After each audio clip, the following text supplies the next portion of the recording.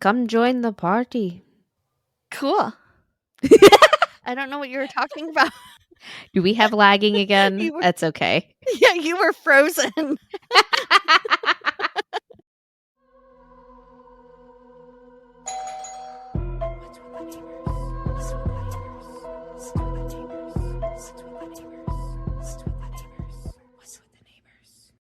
Yeah. What is your name? It says I can't see the full yellow screen. lab in the cage on the police footage. Oh, so descriptive. Mine was couldn't think of something clever, so I went with this. It's like related to the story, but like it has no significance to the story at all. Kind of like how we Like- were in New York last week. Yeah. Well, last week, last week, mine was the gas station guy, which he was related to the case, and he did have some part of it. But Oh yeah. okay, who's going first this week? You went first last week, so I'll go first this week. Okay, I have a question for you first. Shoot. Okay, so my kid's sick right now, so I was thinking about it, and I was like, what if you could only be sick with one illness the rest of your life? Like every time you got sick, it was like a normal time to get sick, like every couple months or whatever. Or some people don't ever get sick. So there'd be like once in a blue moon. But like every time you get sick, it's the same illness every time. Does that make sense? Yeah. What illness would you pick? Like you don't get any other illness? No. I want to say a cold. Because we're so used to them that it's just like, it's just a cold. But also like as much as I hate having the flu or like a stomach bug, afterwards, like the week after, I'm like, man, I feel good. Yeah. It's like a cleanse. I don't know how to describe it. It's just like, I don't know. Probably cold because that would suck to have to like every single time you're sick to vomit because I hate throwing up. Yeah. And also I hate it coming out the other end. So probably a cold. Probably a cold. That's what I was thinking too. But then I was like, you know what? You want to know what else is an illness? Pink eye. Ugh, pink eye though. But you also feel gross. You're contagious true. You and like you feel like people you feel like people think you're dirty. Yeah, that's Which true. you're not, because you can get it from allergies and from like just your eye backing up mucus and crap. Yeah, it's just a bacteria in your eye. Yeah. I think I'll go with a cold. I definitely would not want pink eye. No. Who farted in her pillow. I think a cold would be good. Or like a migraine. But a migraine, it like shuts you down. Yeah, and also you didn't say like if it's like the same cold or like the same like illness every single time, or if it's like worse sometimes, or I would assume like there's like different strengths to it. Yeah, like 1 month it could be just like it's just a cold, and one like month it's like, oh my god, I can't get out of bed, I have a cold. That's a good point. I think a cold would be good. We've all had colds. We all get colds. Yeah, I agree. Good question. Thank you. Okay. So my neighborhood story is from the Nextdoor app, and it's a photo. It's like they're trying to sell something. It's a photo of a chair, like an office chair, and it says chair, $100. Herman Miller Aeron office chair, size large, color light gray, in excellent shape except for the cat damage to the seat. I checked for a few years ago, and a new seat was around $125. I paid $700 for the new chair. What? And it's like severe damage, like cat damage to this chair. It's $100 for the chair, but also you have to pay $125 to replace the broken seat that's on it. Whatever. If you paid $700 for that chair, then that's no. And you let your cat destroy it. Office chairs put some protective stuff over it. Expensive. They can be. Yeah, I think Josh's was like the one that I'm sitting in. I think it was like $250 maybe. Yeah. I mean, and that's a fairly cheap one. So yeah. Yeah, this one that I'm sitting in is gotta be at least 100 something. Fancy, fancy. Mm, All for the comfort. all for the comfort. Whoa, it leans back pretty far too. Look. You're like, Mm. I wasn't expecting that. That's pretty fancy. What's your story this week? I'm so excited to hear it. So Wait, stop. I've yes, Can we ma'am. stop the recording to see if the echo is bad? Sure. Okay. I don't want, like, You're if it's paranoid. bad, then I can go to another room. Yeah, go for it. Okay, let's check it real quick. Change locations because if it wasn't echoey for you guys, it was echoey for me, and I was scared. What was that? Rick just shot a squirrel. Um,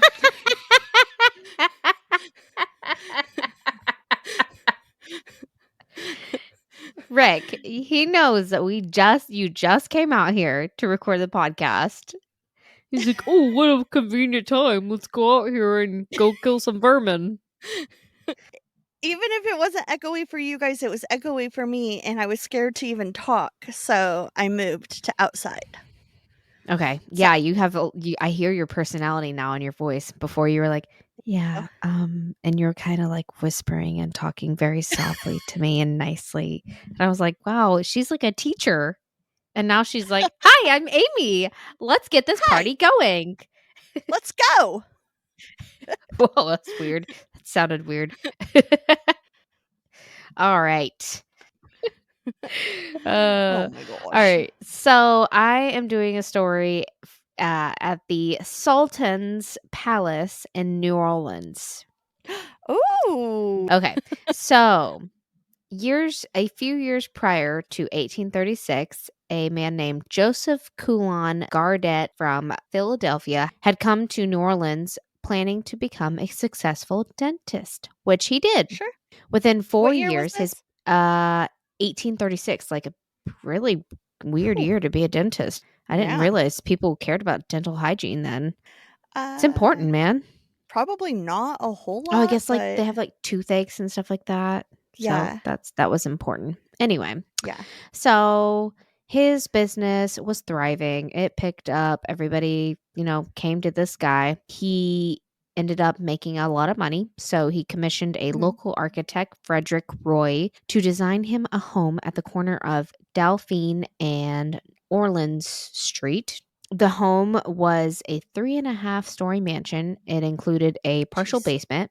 Within a few years, he decided to sell the home to Okay. a Jean Baptiste Lapertite, a wealthy bank merchant and plantation owner, purchased the home at 20,000 $20,049 in 1839, which is around Jeez.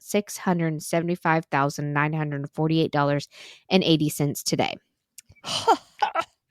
La Petite. I'm going to say La Pretty. The family stayed at the residence for some time, but when the Civil War began in the 1860s, the family's financial situation took a turn. La Pretty decided to lease the mansion and was approached by a man of Middle Eastern descent who had a brother that was a sultan Oh, who wanted to rent the home. sure. La Petite agreed, and soon after, a ship arrived to New Orleans with people dressed in fine, colorful silks and satins. The men were dressed in dark military clothing, carrying long bayonets, and then followed the brother of the Sultan and the Sultan himself. So, picture Aladdin. This is what I'm thinking. It's like a That's what I parade was of kind of people picturing. carrying all. This is exactly what is in my brain hole. So they brought furniture, beds, vases, or vases, whatever you want to call them, portraits and rugs, all of the finest things. They paraded all the way through the city to the old Gardet La Petite home, and it was theirs. Yeah. While they were residents at the home was very lively. Lots of partying. Each night, neighbors heard music, people having a good time, Oh, women that and sounds like men fun. moaning. Okay. Excuse me? And I the don't like sense that. of opium. Some Okay. sources suggested giant orgies happened there. Doesn't. No. They No, thank he you. had they had a good time there, I guess. Whatever. Yeah. Locals Ugh, were never invited and weren't even allowed inside. When that's things were embarrassing. ordered, payments in form of gold were put on the doorsteps. So, like, Whoa. yeah, this guy was like super fancy. The home was nicknamed the Sultan's Palace. One night, a bad storm was coming through the area, and the next morning, when it was all settled, a man was walking out. And when he passed by the Sultan's palace, he found blood dripping down the front steps, pulling into the divots of the uneven stone. The Excuse man, me? ooh, just wait. The man then ran to the police station to report it. When they arrived, the blood was deeper. They found nothing but corpses all over, cut open, and missing limbs all through the home. Oh my gosh. When they got to the courtyard, they found in the muddy ground a single hand reaching out as if it was calling for help, and it was the Sultan's.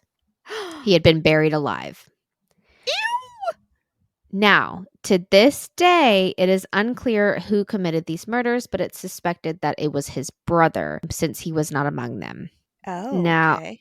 this story was never found in any papers or any news or anything like that, but everybody knows about this story. So we don't know if it's legend or if it's true.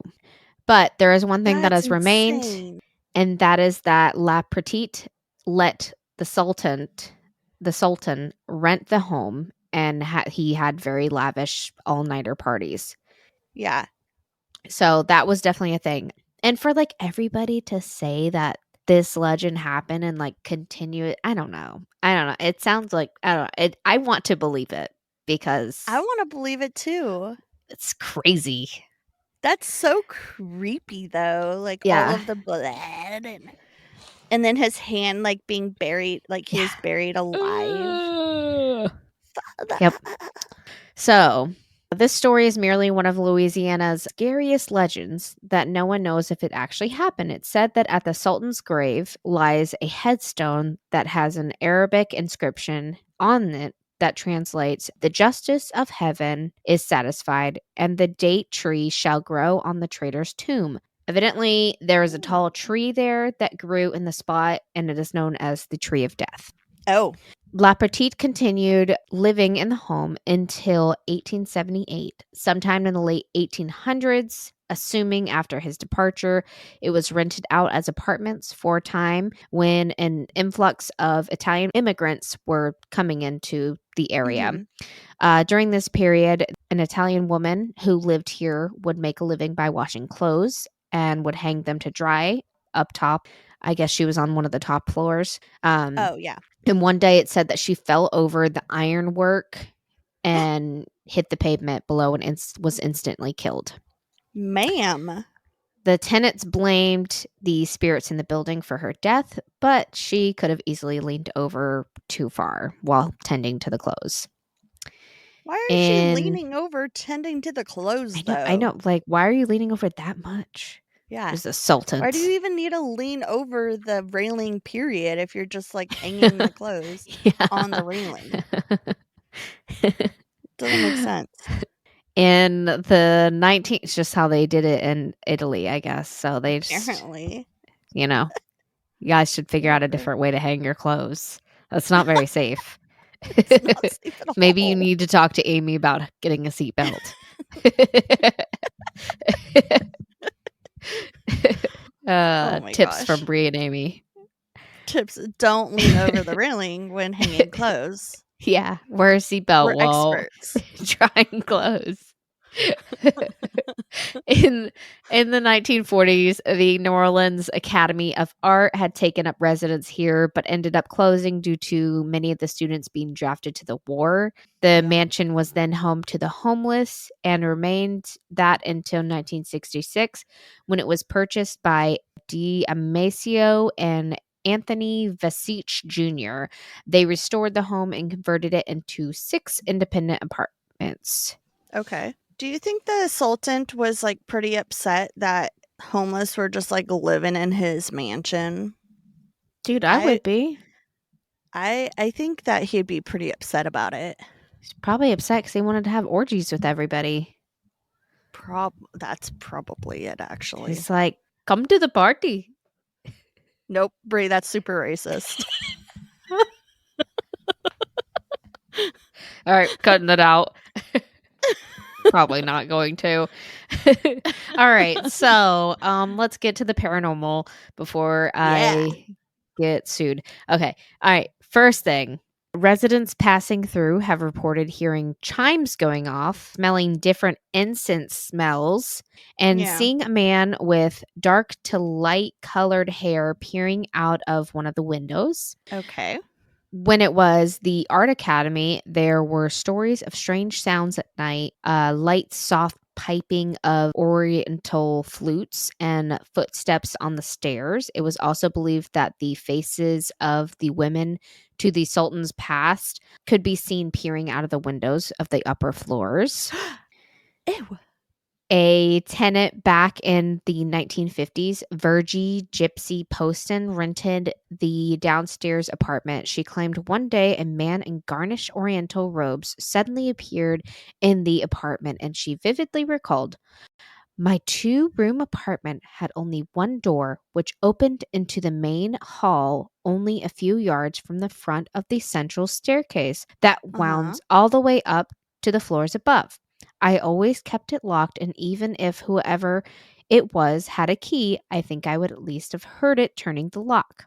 Yet there was nothing, only silence. 1 minute he was there, and the next he was gone. He didn't seem hostile. He just stood there and looked at me, but it was terribly eerie and nerve wracking. Ew. The same resident also said she and a girlfriend stopped by the apartment to get some of her things because, she refused to live there because creepy things were happening. So she said, we were standing in the dimly lit hallway in the empty house. As I locked the door, we suddenly heard a blood curdling scream come out of the blackness somewhere at the top of the staircase, just a few feet from us, and it ended with a Oh gurgle. no. No. No. It's probably choking on all the blood. I don't like that. Yes, or other things. Okay. In 1979, Amacio's wife, who lived in the penthouse of the palace, came to bed and described seeing a huge dark figure at the front of her bed. She said it began to glide towards her, and she tried to turn on the lights, and then it vanished. A No. Nina Navines, who lived there, reported missing items like keys and wallets. Also, according to historians and paranormal enthusiasts, they believe the home to be haunted by two spirits, the first being a Confederate soldier in uniform, and the second spirit of an unknown woman who is believed to have lived in the home at some point, which I'm betting that's the woman who fell over and Died. should have been safer with doing her laundry. Yeah. But there's apparently paranormal enthusiasts don't believe there's the Sultan there. So, Oh. but lots of other people say that they've had experiences with it. So, I've got a couple more. Also, one man had his dog shoved down the stairs by an unseen force. I know, you jerk, you hurt my dog. The puppers. I know, don't hurt the dog. Residents have also experienced a tapping noise, footsteps, disembodied voices, screaming, shrieking, strange smells, and have seen shadow figures. One source claimed residents reported seeing a man dressed in Middle Eastern garments, then disappeared moments later. That Bro. same source also said there have been occasions where sounds of body parts have been heard hitting the floor. How do you know what that sounds like, first of all? And second of all, just leave, move. Mm-mm. That actually sounded like a kneecap hitting the ground. Yeah, like, No, that do was definitely an ankle. you often drop like a tube of 3-pound ground beef on the floor to like know what body parts sound like? That's how I would imagine. That sounded like an arm. That was definitely an arm. Actually, I thought it was a shoulder. So how do you know? How do you know? Okay, so as of today, what happened at the Sultan's Palace is still a mystery, and it is now being used as a private rentals and is off limits to the public. But I believe of all the ghost tours there are there, I believe it does, from what I read on several sources, ghost tours do stop in front of the house and they talk Yeah. about the legend and they let everybody know. Yeah, So, that would make sense uh, because they can't stop yeah, them from doing public yeah, tours like exactly. that if it's outside Yeah. the building. Like, don't go live in the Home Yeah. Alone house and don't expect people to come look at your house all the time. I would Which that's for take a sale gander evidently at right that now. one with you. Yeah, yeah, the Um, Sultan's Palace. the Sultan's Palace. Man, we need to go down to New Orleans. We need to Oh do my a gosh, lot I of would love things. to.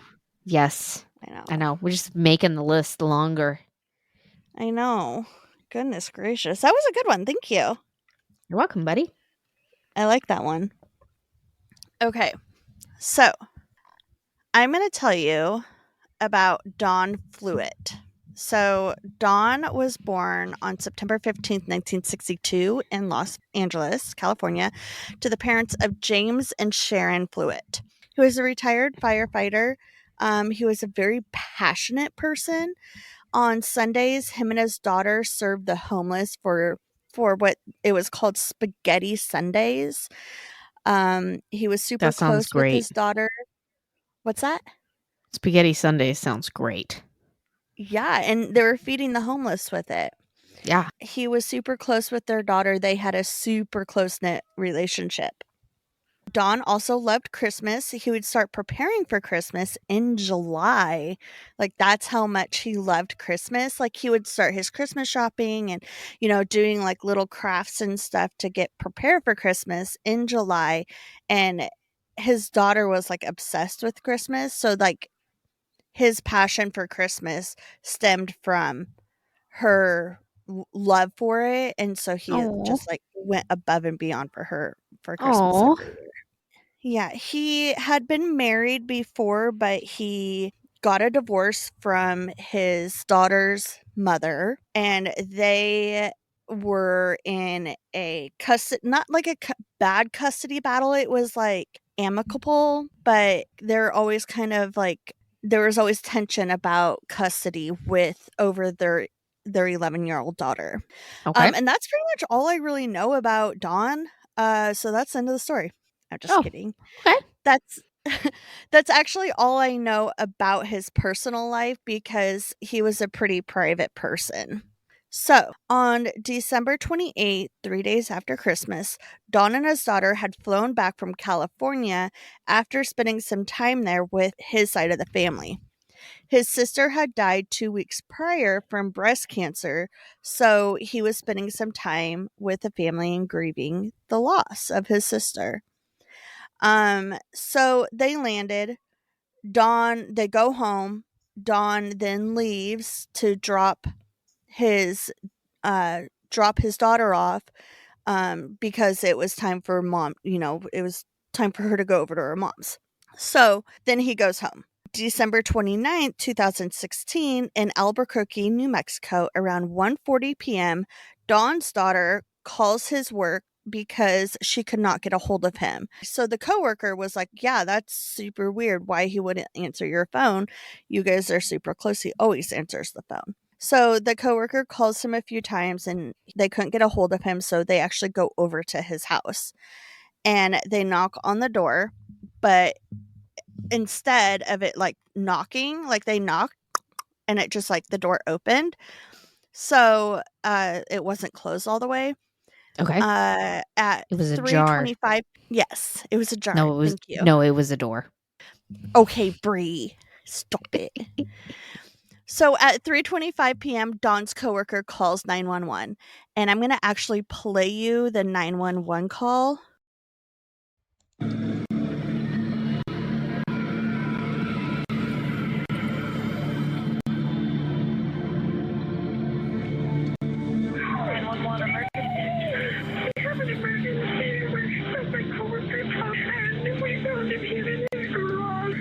He's on the ground in front of his vehicle. Something is very wrong. Do you know if he's conscious and breathing? Oh my god, he's He's dead. So basically, within, his coworkers show up to his house. They find Don dead in the garage in front of the vehicle. Oh, Within okay. minutes, police were at his house. They go in, they see a Christmas tree with presents under the tree. They go into the garage and they find Don laying on the ground. He had a cut on his neck from one ear to the other.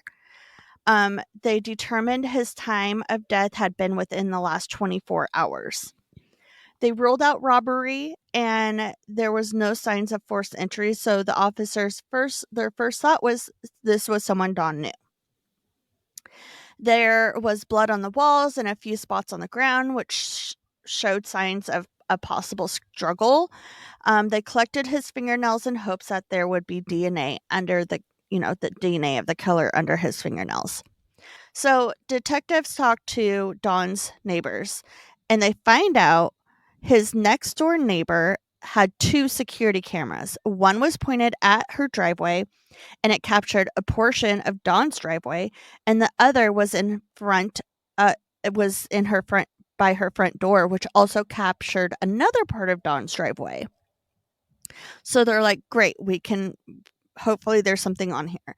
So they were able to determine when Dawn left and arrived back at his house, or if any other vehicles were in his driveway.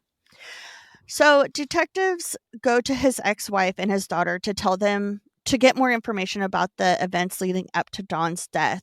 They learned that there had been that ongoing custody battle since their divorce. It was a battle, but it was, like I said, amicable.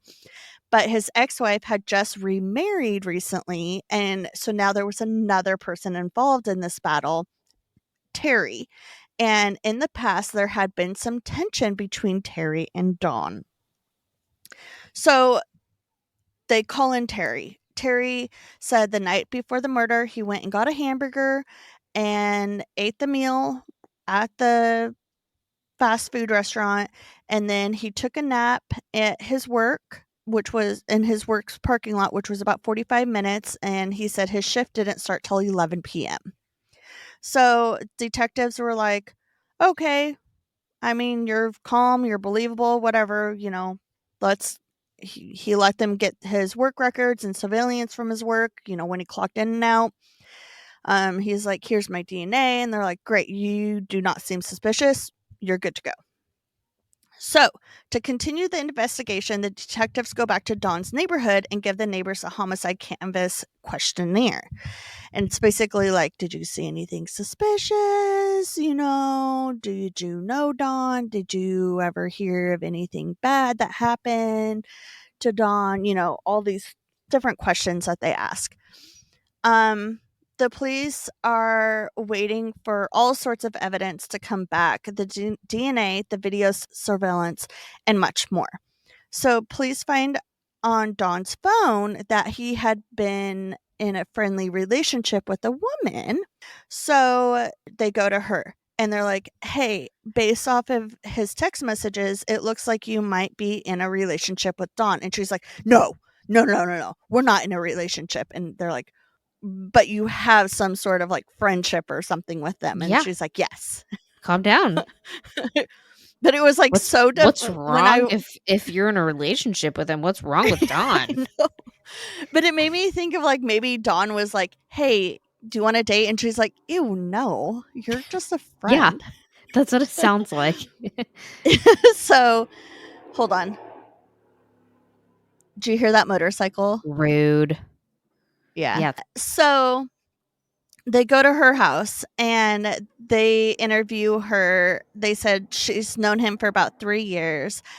She was kind of reluctant to give them information, but she did suspect that the landlord of Dawn's place could be a suspect because he had the key to Dawn's home.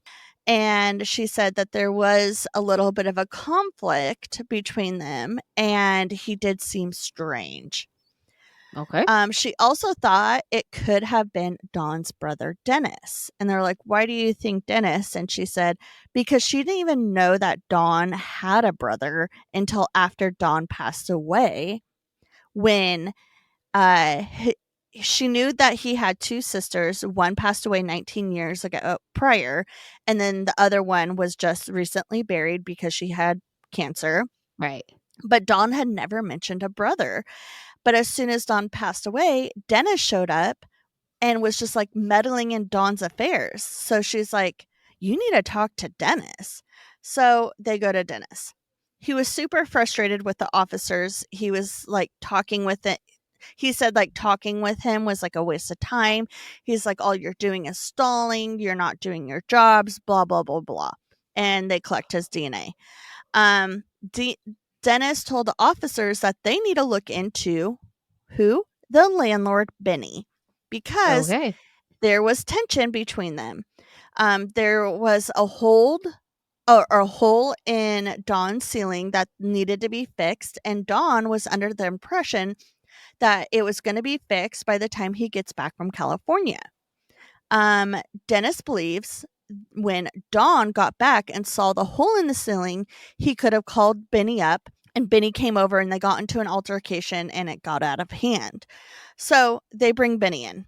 Benny claimed Dawn told him about a leak in the ceiling before he left for California. And Benny said he would try to get it done before he gets back, but he didn't. He also claimed Dawn was 4 months behind in his rent and his mother helped pay for his rent for 2 months, but he was still behind in $2,700 in rent. Oh, wow. So detectives are like, "Ugh, this is not looking good for you, Dawn." But they also learned that the landlord didn't know Dawn had a brother as well, which I can understand why a landlord wouldn't know that Yeah. type of information. Like, you're not like 'Cause buds. yeah, unless you're friends with your landlord, you're not, like, telling them about your life. Right. But so Benny didn't know about Dennis as well, so much so that he told them that Dennis had been staying at Dawn's townhouse since his murder, and he was even wearing some of Dawn's clothes, Okay, that's which weird. is a little weird. It's a little bit odd.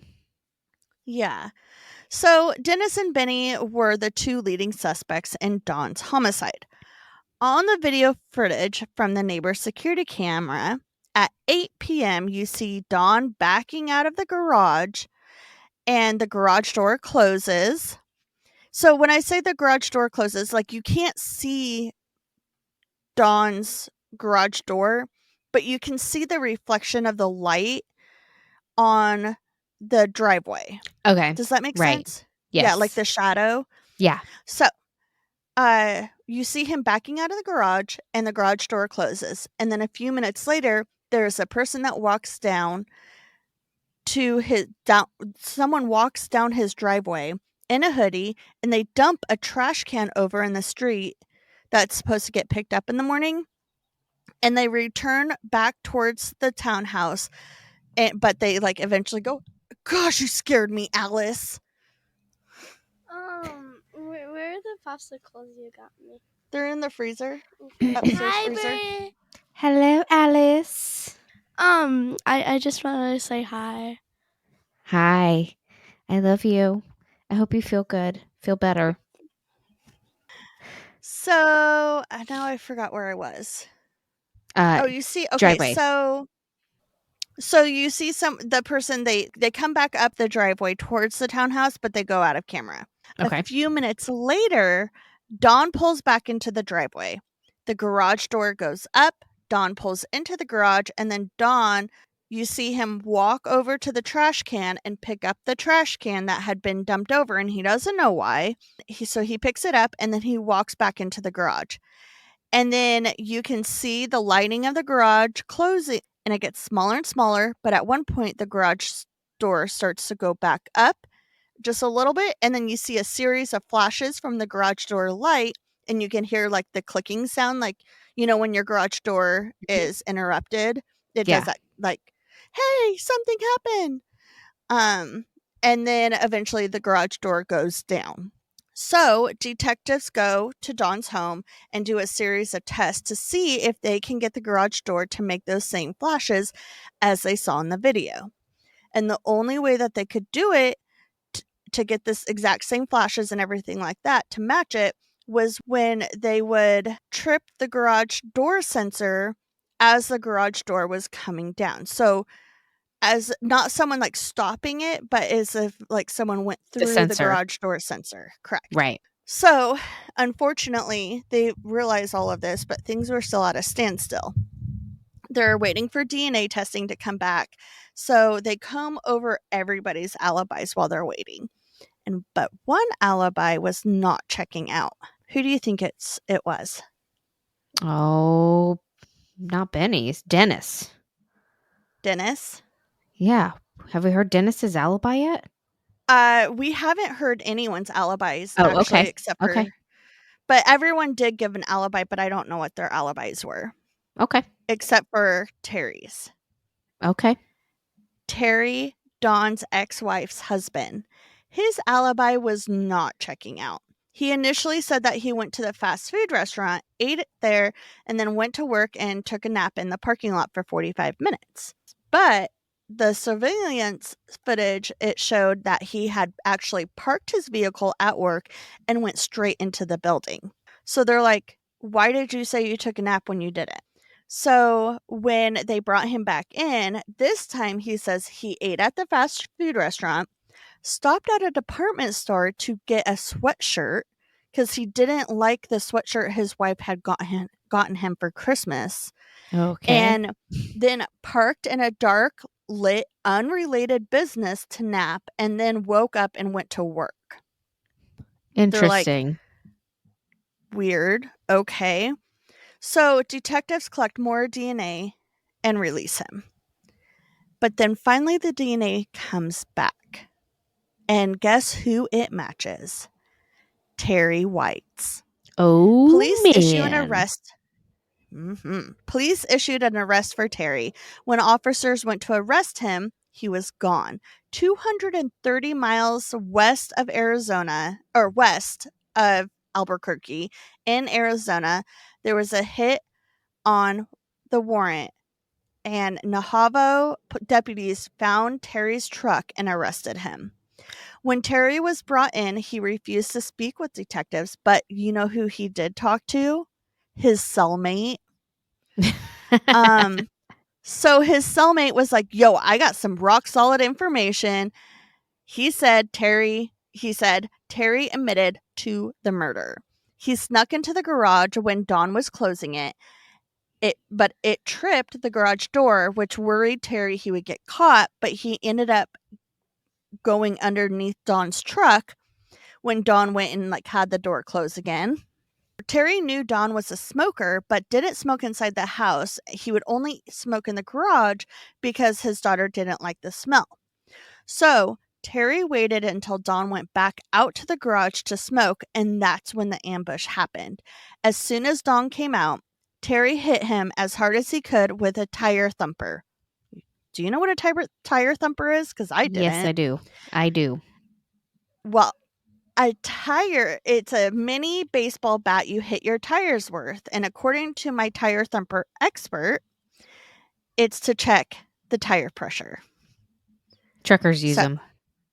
Yeah, he's a truck. That's what he does. Terry is a trucker. Oh, okay. But, okay, that makes sense.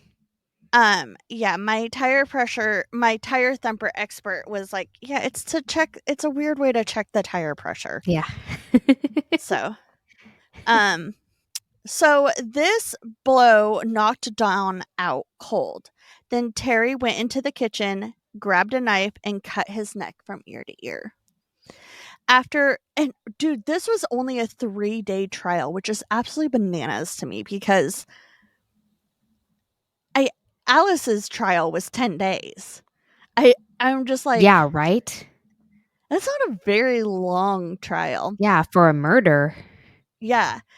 Terry White was found guilty of murder of Dawn Flewitt, and on August 16th, 2018, he was sentenced to life plus 12 years. At the sentencing, Terry said, I always said I was innocent, and I will continue to do so. I will not apologize to the Flewitt family for the murder I did not commit. So, unfortunately, Dawn's family can only speculate Terry's motives.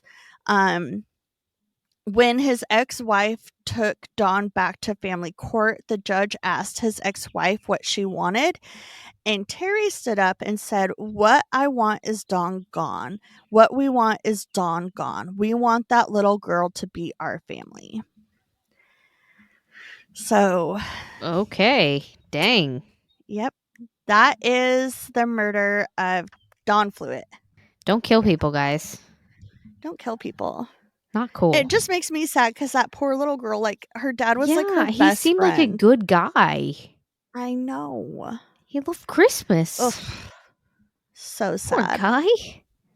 I know. Aw. But in the video footage, there was a dog, a yellow lab in the living room in a kennel. And he was just like looking at the officers like, "What are y'all doing here?" So he was there So during sad. it? The dog was in the kennel. Oh, baby. I know. He's like, Oh, "Dad." your daddy. Oh, that's so I know. sad. Poor puppy. He Yeah. couldn't do anything.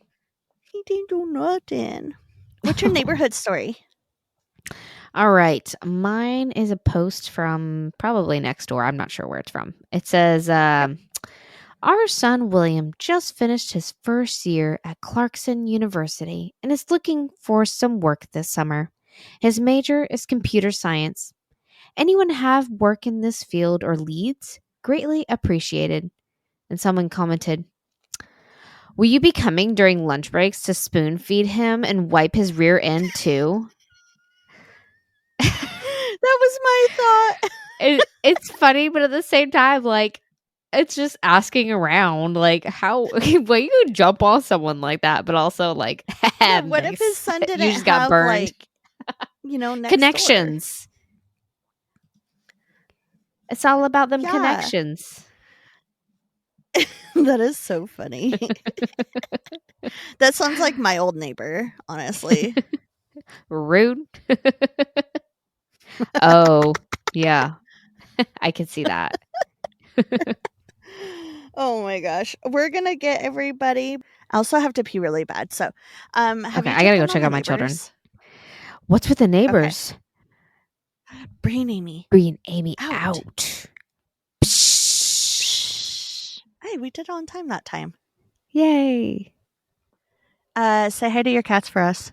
Meow. Don't get dead.